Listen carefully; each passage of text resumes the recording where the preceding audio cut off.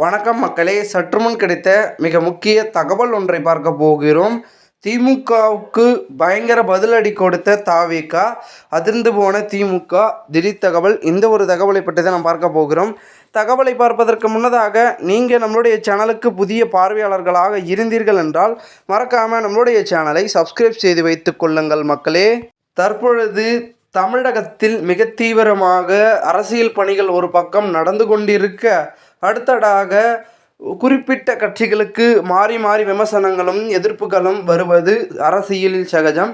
அதன் போலாக தற்பொழுது நம்மளுடைய பார்த்திங்கன்னா ஆளும் கட்சியின் துணை முதல்வராக இருக்கக்கூடிய உதயநிதி அவர்கள் திமுக அதாவது திமுகவினர் அதிமுகவை தாவேக்காவை சீண்டியிருக்கிறாங்க. அதாவது உதயநிதி அவர்கள் தாவேக்காவை வெறும் அட்டை அதை பார்த்திங்கன்னா தட்டினால் விழுந்து விடும் அப்படின்றத பார்த்திங்கன்னா ஒரு விமர்சனமாக முன்வைத்திருந்தார்.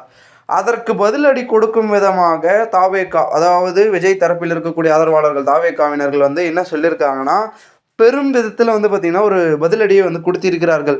உண்மையான அட்டை கத்தி உதயநிதி அப்படின்றத பார்த்திங்கன்னா சொல்லியிருக்கிறார். அதாவது லயோலா மணி என்னன்னா, என்ன போராட்டம், என்ன தியாகம் செய்துள்ளீர்கள் என்று கேள்வியை எழுப்பியிருக்கிறார்கள் தாவேகாவினர்கள்.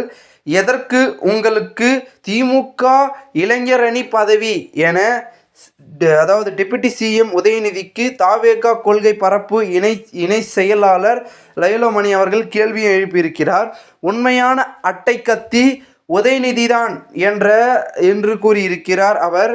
போய் அடுத்த படத்திற்கு ரிவ்யூ கொடுங்கள் என விமர்சித்துள்ளார்.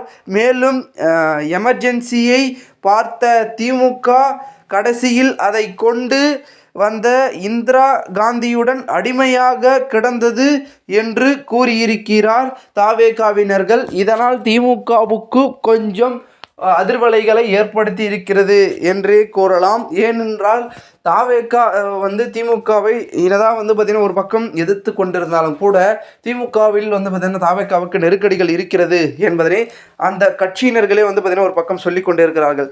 இந்த ஒரு சூழலில் இந்த மாதிரியான வேலைகள் நடந்து கொண்டிருக்கிறது. இதனால் பார்த்திங்கன்னா போட்டி என்பது ஒரு பக்கம் திமுக தாவேகா அப்படின்ற மாதிரி சூழல்கள் கொஞ்சம் கொஞ்சமாக மாறிக்கொண்டிருக்கிறது என்றே சொல்லலாம்.